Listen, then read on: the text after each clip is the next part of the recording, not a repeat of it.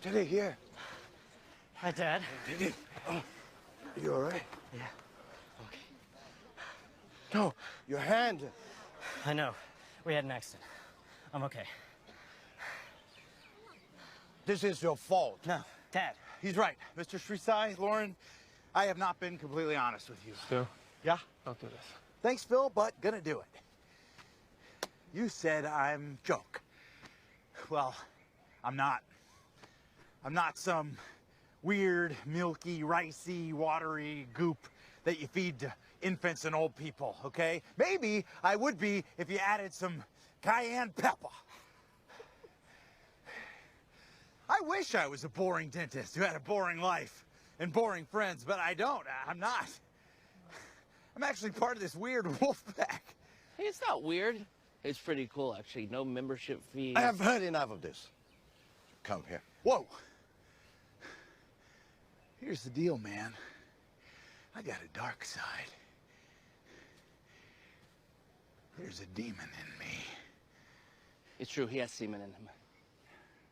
I said demon. But you also have semen in you, remember? Not relevant, but thank you, Alan. Point is, this demon takes me to some pretty weird places. We lost Teddy for 2 days in Bangkok. But that same demon took us to hell and back to find him. We took on Bangkok and we won. It was fun, wasn't it? I think it brings back a lot of memories for me since I watched Hangover. Great fun. Alright, so thank you for showing the support for this topic. I honestly wasn't sure if this will garner enough responses or if enough people would be interested, because this is not like a LinkedIn worthy sort of a topic I wanted to touch upon. But I think this is something which has kind of changed my life, and I wanted to see if more people could be inspired by this and do this for themselves. And if you're watching this video, you're already serious about taking control of your life. So great job done for coming this far. Would request you to please be patient with me for the next 30 or 40 minutes. Although I said I'm going to squeeze this in 15-20 minutes, seems like it will take that long. Although I have invested hours on researching this topic, I'm trying to condense everything, all the knowledge in less than 30 minutes. So bear with me. If there are any concepts which you believe goes over your head, you don't understand, feel free to stop, pause, ask me questions later. And that's why I want you to pay close attention. The first one who speaks or who posts the experience on LinkedIn tagging me gets a free copy of the book Laws of Human Nature, from which the whole thing is inspired.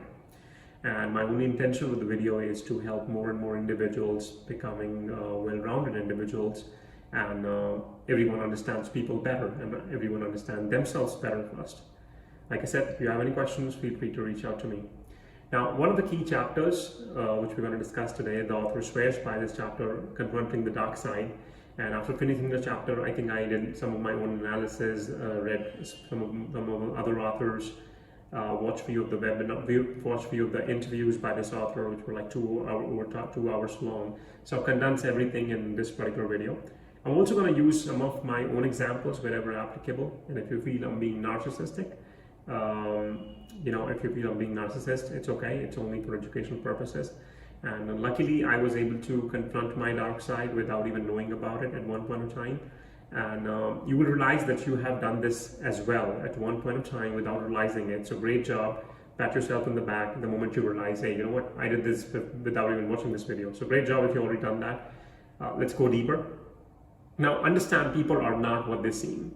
Beneath the polite exterior is always a dark side, which is filled with insecurities and aggressive, selfish impulses that are often repressed and carefully concealed. Everyone wants to, put on a good show. Author, in fact, takes the example of the famous President Richard Nixon from US, how he insulted his friends behind their back, indulged in the secret revenge fantasies, and still put on a good show.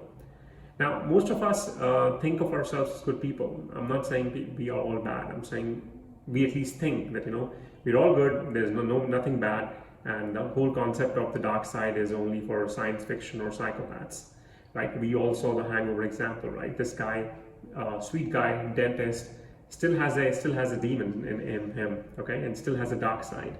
And he believes it is this dark side who actually saved his friends, solved the whole mystery and the riddle. And so if you see, that's exactly what we're going to do. We're going to help you understand how you can master it. Now, you understand that's not the truth of human nature when we say it's only for psychopaths or fiction. Everybody has a dark side. You want to believe it or not, the sooner you're able to believe, the better it is for everybody. Now, just like Richard Nixon, we all have a public persona that focuses on our strength, conceals our weaknesses, hides it. We all have become terribly nice and pleasant over the past few years.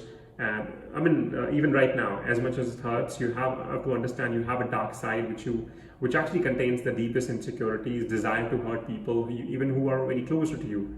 You want to swear on your boss sometime. You have your ideas of own revenge and your hunger for more power.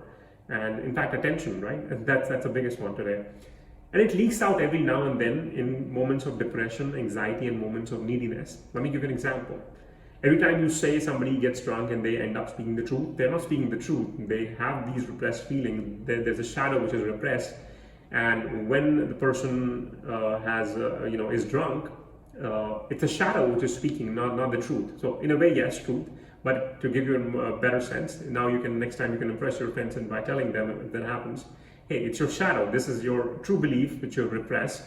You want to hit people, and that is why you see when few people, when they get drunk, they start beating people because that's what they want to do inside. And when the shadow takes over, they start doing that actually. Now, if you've seen the Wonder Woman 1984, I'm not showing off that I've seen it. Yes, I've seen it.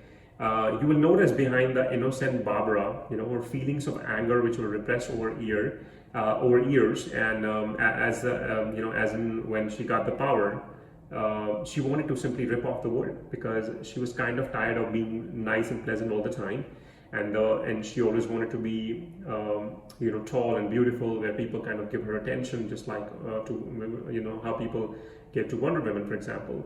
And understand, we all have felt like Barbara at one point of time that we want to just rip off the world, right? We want to rip off the next person which is in front of us, who's in front of us. If you watch the video till the end, I promise that you will feel a sense of relief and, in fact, guidance on how you can use the inner dark side or shadow to your advantage. And what we're going to do is let's understand this in detail now.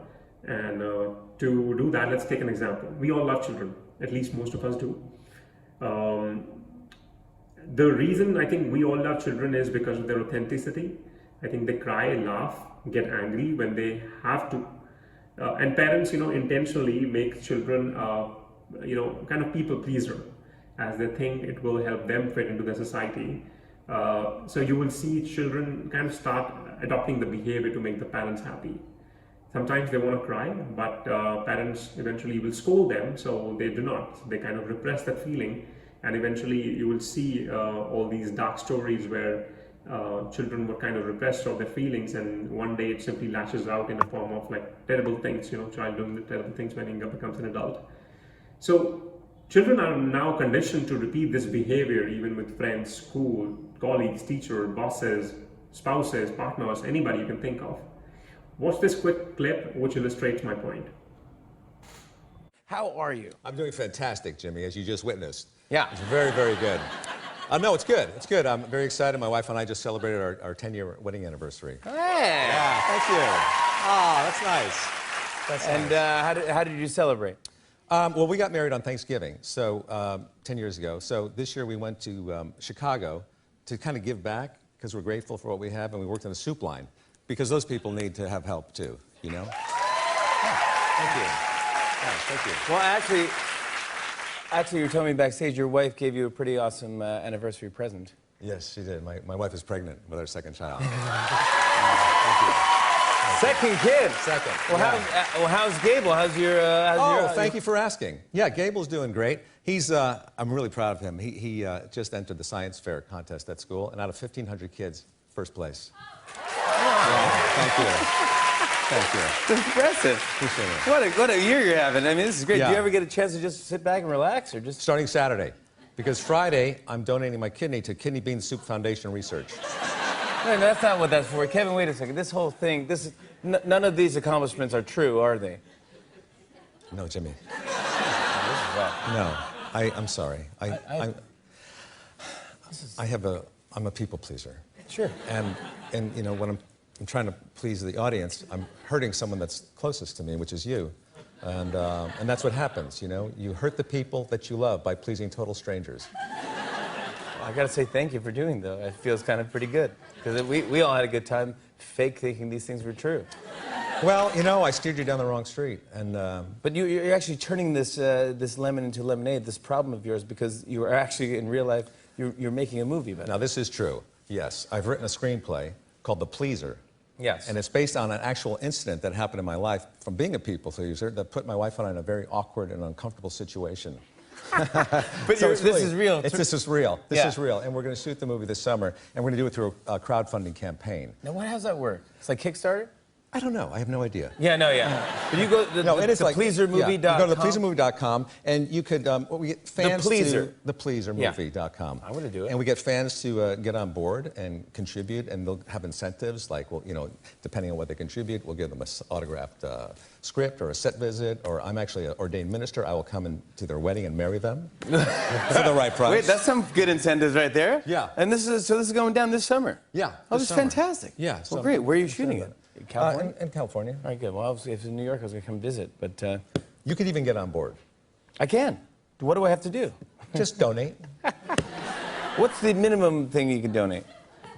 a penny.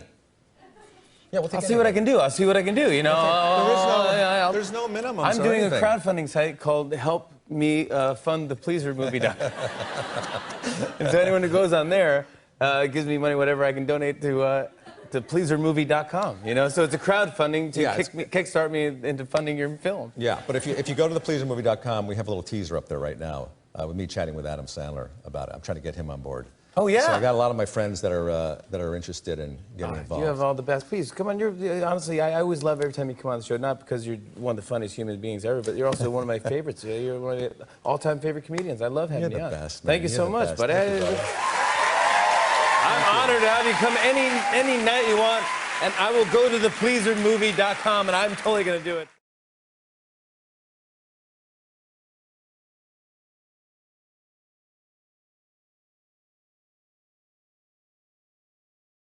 Did you guys enjoy the clip? Now, I think we all can relate to a lot of people, or some of you watching might be feel the people pleaser, right? For all I know. Now, when you were a kid, think about the time when your parents told you to behave in a different manner than you wanted to, and you kind of repressed all those feelings. I remember a lot of things from my childhood when my parents would take me to a relative's place and I would be asked to maybe sing a song when I didn't want to, when I wanted to simply play, or when I wanted to sleep or play, or, you know, I don't know, eat for that matter. And parents would expect you to put in a good show, especially when you're going out or when you're with relatives, because they want to show how great they are as a parent, and you know how good job they're doing as a parent. And understand, you know, even if you manage to keep all these emotions inside and you know manage to keep them from rising to the surface, most of the time shadow will not stay in the dark forever. It manages to the surface. It manages to rise to the surface every now and then, even if just for a brief moment. That's why you will see people taking actions in the spur. You will see people taking actions which are kind of contradictory to what they usually are. Now, most of us succeed in becoming a positive social animal, but I believe at a price we end up paying. But as a price, we end up paying that missing that intensity we had as a childhood. You know, we had as a child. Suppressing your shadow is, I think, suppressing a part of yourself, and people can often sense when you're hiding something.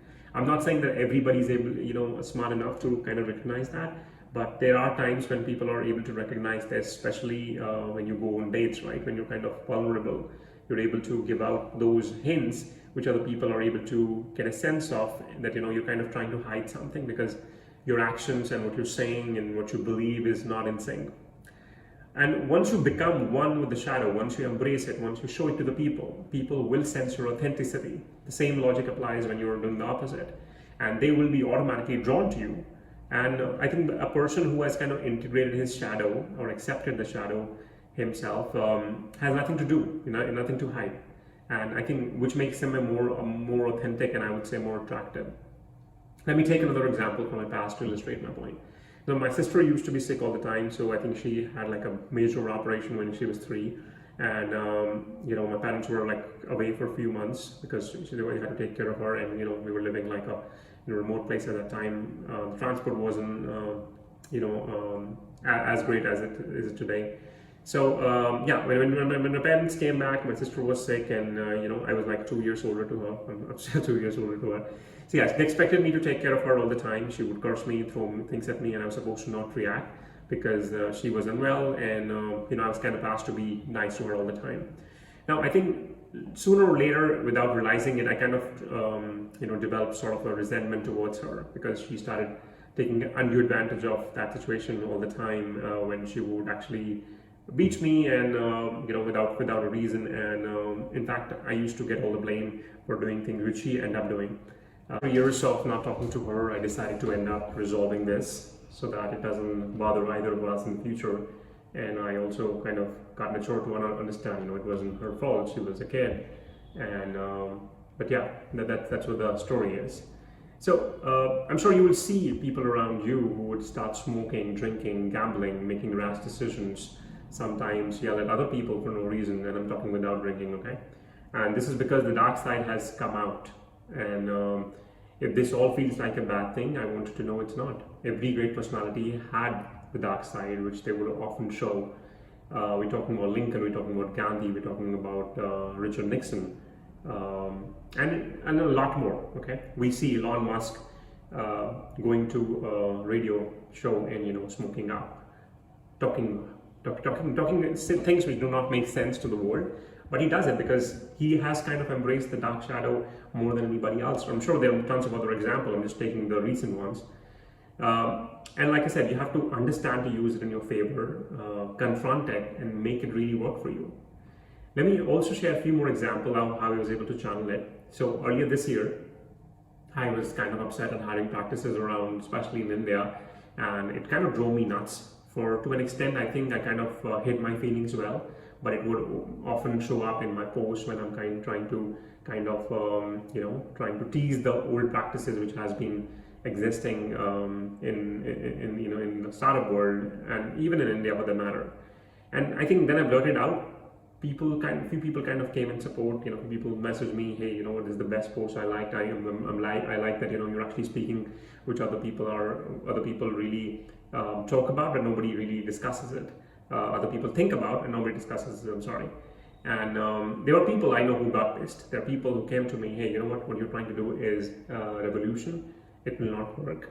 And even if it works, you will be just among a minority and you're just trying to look cool, I said.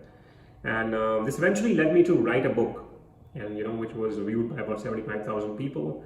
Downloaded by thousands. And I know over 50 people kind of came and thanked me that, this book helped me get a job. This book helped me got better. And the point I'm trying to make you is that's a shadow, right? If I'm depressed, if I do not like something, I have to say it, but I have to make it work in my favor.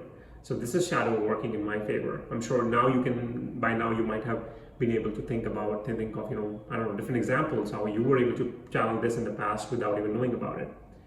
Now, another example I can give you is, so I am who I am today due to the enterprise companies I worked with initially in my career, and I think those were the best times I've seen in my life. But I think there came a time when I couldn't take the bureaucracy anymore, and I think that this was kind of being repressed. And I said, I am not getting the recognition and the rewards for, which I believe I should, because I believe my worth is more than that. So that's what kind of made me quit the whole enterprise companies and join startups. And you will often see the greatest players, musicians, movie directors, writers, actors, all come from a past of fear, drug addiction, heartbreak, anger, resentment. And at the same time, I have a theory, and I think there's something I've again read over a long time. Love might not make you write a book. Love might not make you move mountains. It can, I'm not denying entirely, it cannot, but I think if you closely see all the successful people, it wasn't love for them. I'll take another example of Sam Smith. He's a famous British singer. I kind of love him. And he's gay, by the way, okay? So he went through a breakup, and next year, after the breakup, he won 4 Grammys in 1 year. And he owes the entire success to his breakup, because he says, he was in a dark place after the breakup happened, and he, in order to, get over the guy, he used to drink a lot, move from one pub to another, and I think that probably sent him to a very dark place, and he kind of realized that, you know what, I have to get over him. So he wrote a song which was in a kind of a memoir of this guy, and that was because that kind of showed the true emotion, that kind of and I think this is something which I've seen in a lot of movies. There's a Hindi movie, Rockstar, where I think the teacher kind of tells him the same thing, since unless, you know, your heart is not broken, you will not be able to reach the pinnacles of success. And that's what this guy do. This guy tries to break his heart on purpose, but eventually since he's trying to fake it, he can't do it, and later when his heart really breaks, that's when he became the superstar. I think that lives today are more repressed than ever. Everyone wants to show their good side, like I said. If you lose, people want you to take it gracefully and not speak ill of how the system is not fair, or how other person was a douchebag and they still won. If you win, people want you to be humble, while you want to scream how hard you work and how happy you are. So either ways, people would expect you to put on a good face, you know, no matter what happens, no matter what's going on in your head. I think one of the other person I really admire is Muhammad Ali. I think he said, I'm the greatest, and he was. No one asked him to tone down his emotions, and we all like him, right? We all admire Elon Musk despite his quirks, despite what he does on social media, despite what he writes. One day he writes something absurd, and, you know, his company shares completely goes down. But I think somehow we kind of still trust him that he will, you know, bring back, you know, whatever he's lost.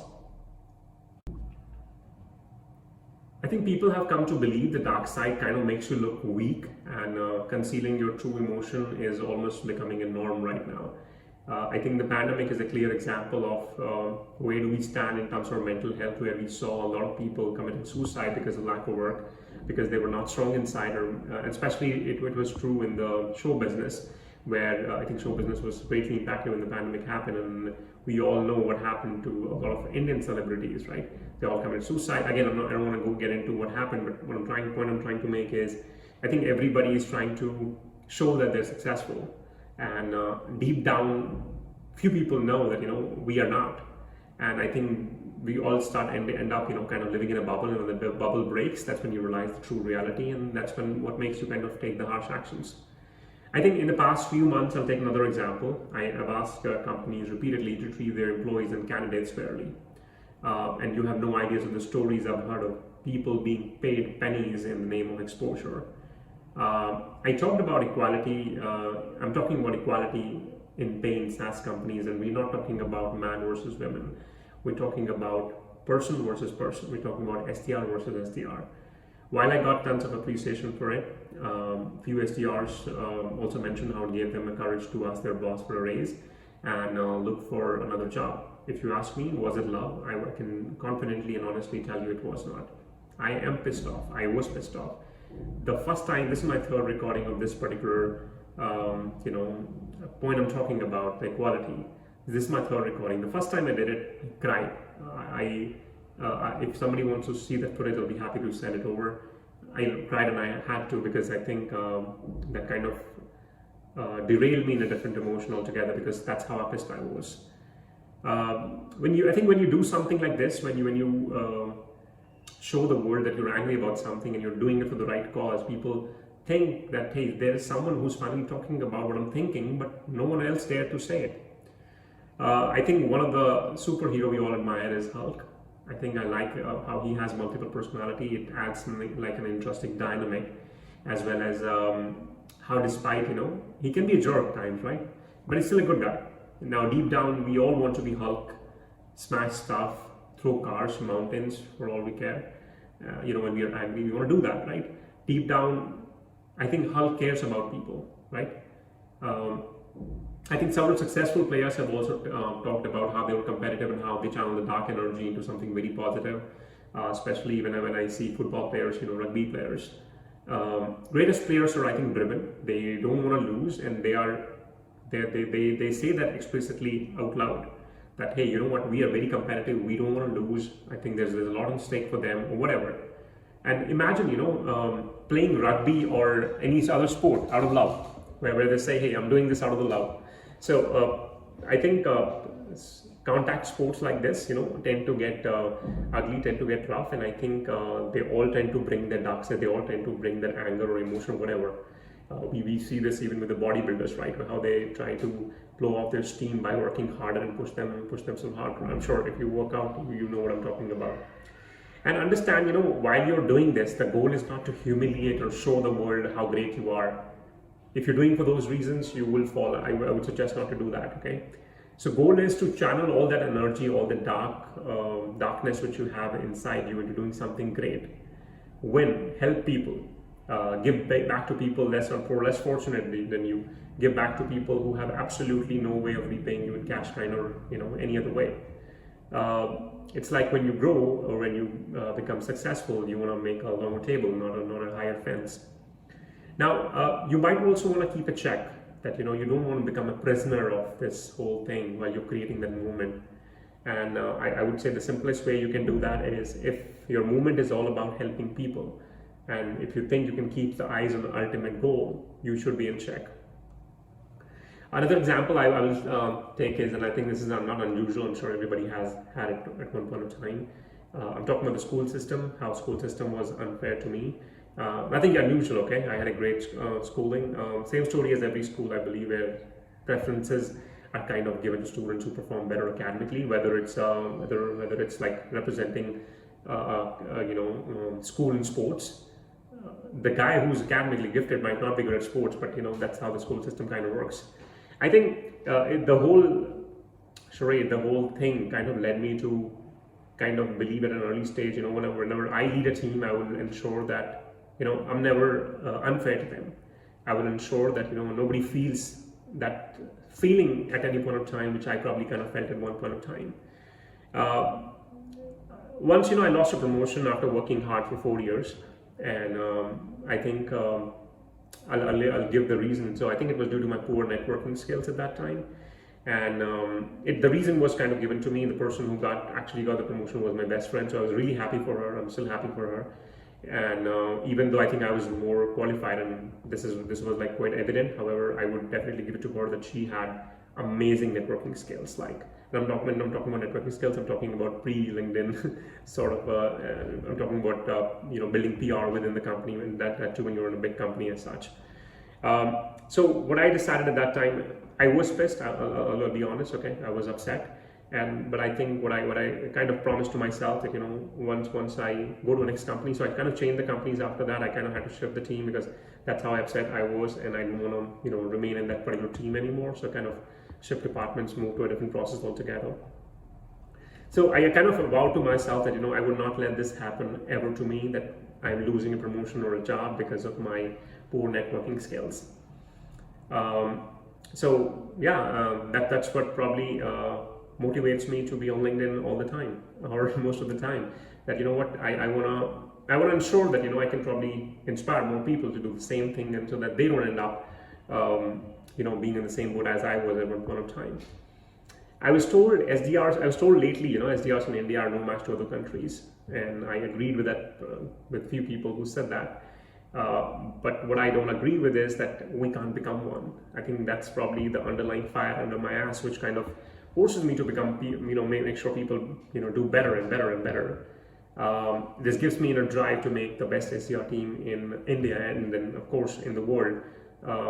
And I'm not trying to be patriotic, okay? I'm not at all a patriotic guy. And if I were to, I think I've given you enough examples. Let's talk about something which you can do right now. So let's say you're an SDR and you think you have a better process in your head, which could be tested or not tested, okay? And your boss does not let you adopt it right now because there's a process which is already working, and your boss doesn't want to mess with what's working right now.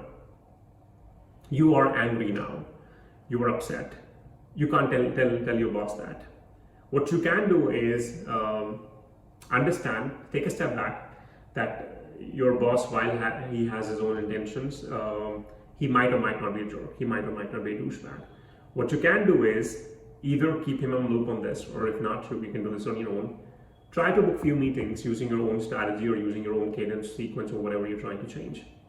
And if you think your results are better, I would say present this in front of him or the team without letting him down. The idea is not to let him down. The idea is to channel that kind of negative energy you have, which is to be upset that that your process, let's say your ideas are not being welcome for whatever reason. Convince him to use your strategy, and I think if you think you've done something remarkable where you were able to, let's say, book meetings to much more than an experienced person, or maybe someone who did not follow your strategy, we can speak and I will hire you. Sounds like a deal? Okay. Now, I think I was able to give you enough examples from my own life which you can relate to. Now, I think you did not come to hear the examples. I think this is something which you already know. What you came here is, Rahul, how do we recognize it? How do we use it in our favor? Okay, this all starts now. So how do you recognize the shadow? Number one, emotional outburst. I think you can all think of a time when a person loses his or habitual self-control, expresses deep resentments, or say something hurtful or biting, and they will tend to blame this on the stress or maybe external circumstances, but in truth, it's a shadow which has spoken. So what you're doing is trying to recognize the shadow. Number one was emotional outburst. Second is contradictory behavior. Now, this is where I think this is something which everybody can relate to. Think of all the godmen in India, okay? People who display equality in abundance, that how they're spiritually so high and, above everybody, and then they're kind of caught up in a morally compromising situation. So people who display equality in abundance are trying to always cover something for the opposite. I will tell you how I was able to uncover this or find this, crack this in one of the person, and this is one of the things which we're going to discuss later. Extremely tough men, you will find, are usually weak inside. People tell me that, sometimes I kind of don't display much emotion. However, I'm a very emotional guy inside. People say I'm kind of serious. Inside, I love comedy movies. I watch comedy all the time, if you ask me. Someone, like I said, we talked about the Godman example, right? How they're kind of caught up in these compromised situations because they have kind of repressed all this, and they're trying to put across like a very good side. So strange contradictory behavior, I would say, is a direct expression of a shadow. Third is over-idealization. Now you will see people, knowledgeable people, trying to make fun of other people, make other people look stupid by showing how knowledgeable they are, and in their defense, all they would say is, hey, I'm just trying to inform, I'm just trying to correct the other person, I'm just trying to make the other person better. Now, their devotion to that cause is often an excuse to make other people feel inferior, and I would say make themselves feel superior. And what they would do is they would use cause or justice or this particular topic to justify their own aggression and they would go to any extent to do that. And this last one is projection, and this is something which you will be able to relate to more, because this is something which I believe I have done it. I know a ton of people who've done it. I know people who still do it. This is the most common way of dealing with the shadow, as it offers a daily release. Whenever we cannot accept or admit to ourselves any desire, let's say sex, greed, for money or anything, what we do is we project these desires onto others. We cook up stories that, hey, this person is greedy. This person, is rich because he accumulated all that wealth by unfair means. And sometimes we kind of project, like I said, all these qualities out of nothing, to just simply judge or condemn people because we are kind of jealous of those people, and we end up doing that. Now, one of the things which you might be thinking is, Rahul, we live in a developed society. This concept is so taboo, or I wouldn't say it's a taboo. I think it's something which people are not even aware of. We live I think that's what we believe. We live in a much more rational, self-aware and transparent world. The thing is, we are too transparent, or we're trying to at least portray that we are transparent, but we are not. When I open my Instagram, I don't see a single post where people are talking about how bad their life is, or how so people have to post a picture of an orange juice which they squeeze in the kitchen, which looks like a hell, which looks like shit. But they will pour that orange juice in the most beautiful glass you can imagine, apply the most beautiful filter in the world, and will present, hey, I'm having breakfast with the hashtag. We all do that. I do that too, right? So why hide about it? But the point is, so does that make us transparent? No, that's exactly opposite of the transparent, right? We're trying to hide every single thing. The only truth in that orange juice is that it's actually orange juice. Or I would not mind. I would actually put like Fanta or something, and I would portray that as orange juice. This is kidding, okay? Now we live in a culture. Understand? First of all, we are more repressed than our ancestors who had to deal with whatnot, maybe survival for that matter. Now we live in a culture that enforces powerful code of, I would say, correctness that we must abide by or simply face the shame, which is kind of common on social media. Let me give you another example, and I think this is actually very funny. So this is a clear example of how deeply and secretly we are kind of drawn to the dark side in our culture. If I was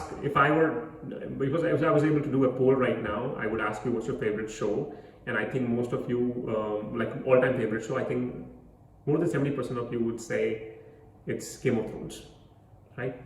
So understand, we thrill at watching shows where characters dominate, murder, deceive, are involved in sex or revenge fantasies. They manipulate, they kill, they steal, and in the day we become morally correct and how all of these things are wrong. But the culture keeps feeding us because we are missing all these emotions, and then we're kind of becoming hungry for expressions of these dark side. Let's take another example. Okay, somebody gives you a life-changing advice on Twitter or LinkedIn or Facebook, and you fucking don't care. But look at the engagement when people start trolling, White Hat Jr. or when people start trolling anybody for that matter, right? How, let's say, corporations are bad. How, to think of any other example where people are trolling. So you get the idea.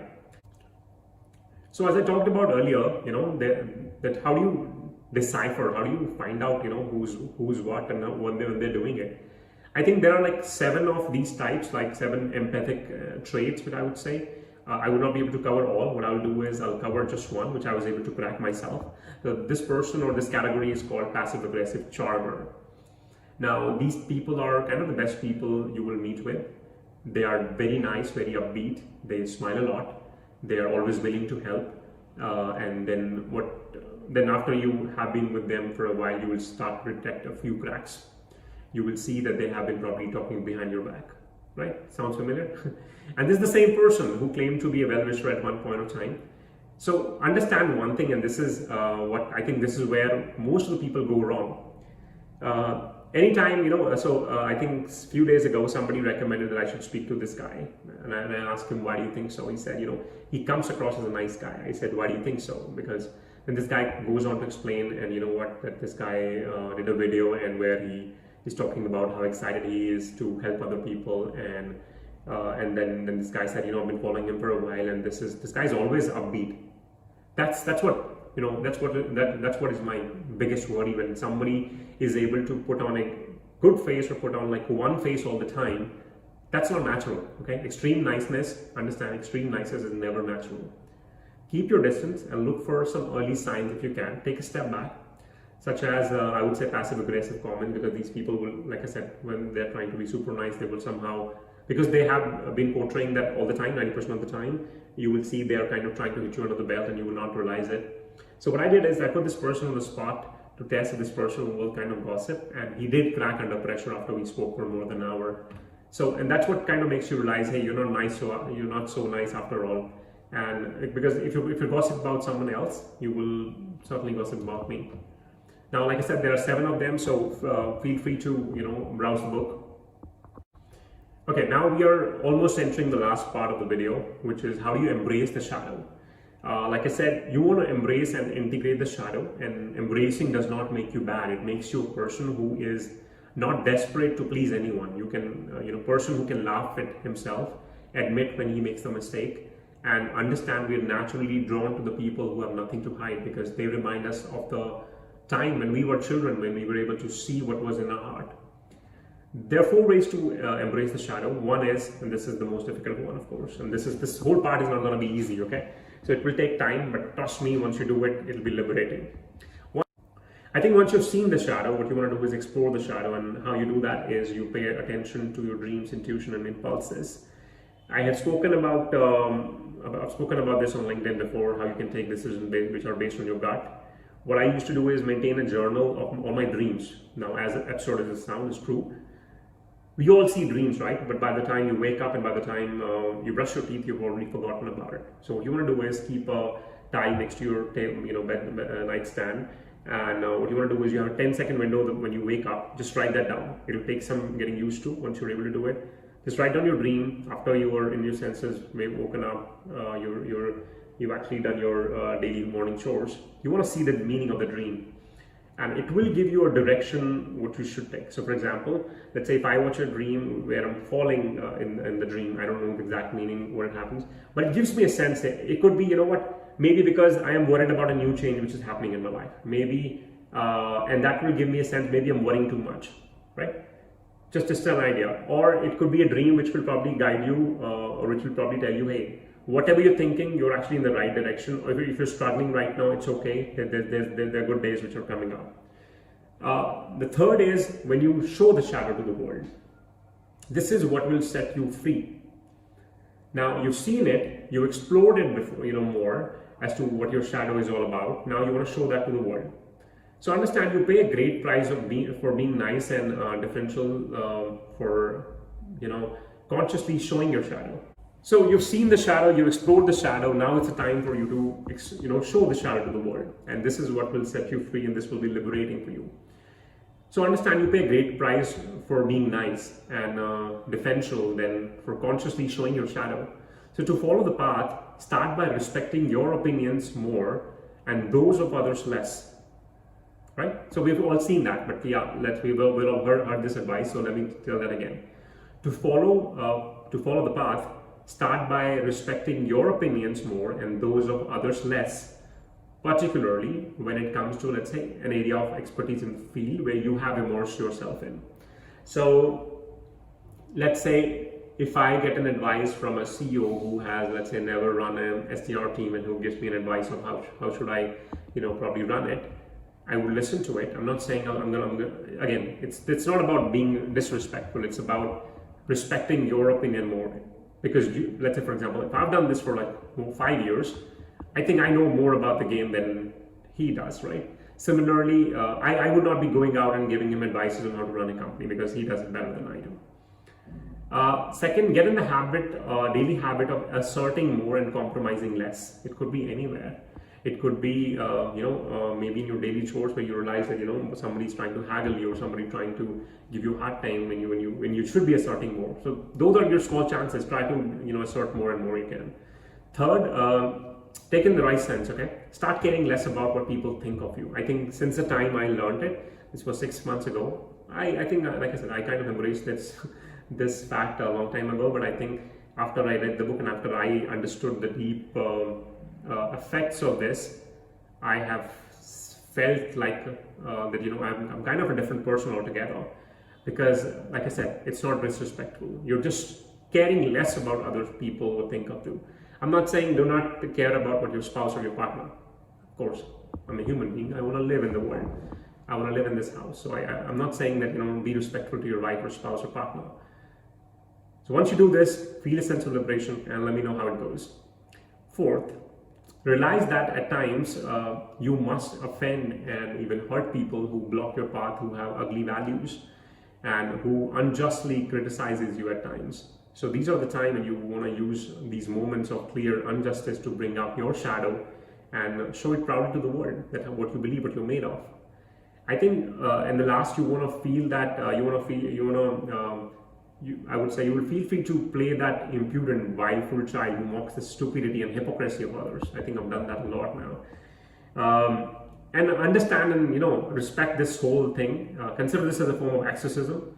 Maybe it's a strong word. Once you show these desires and impulses, the best part is they're no longer hidden in some sort of corner of your personality, twisting and operating you in secret ways, and and you don't want to be worried that someday some demon might come. And like I said, at the end of the day, like the Hangover guy says, there's a demon in everybody. You just have to know when to use it, how to use it. So release your demon, enhance your presence as an authentic human being, make shadow your ally, your friend. And last, I would say, if you need to, replay this video, pause, reflect, make notes, ask questions, and most importantly, I would say, become a student of human nature. I wish you all a very happy new year, and may you get what you desire and deserve. Thank you.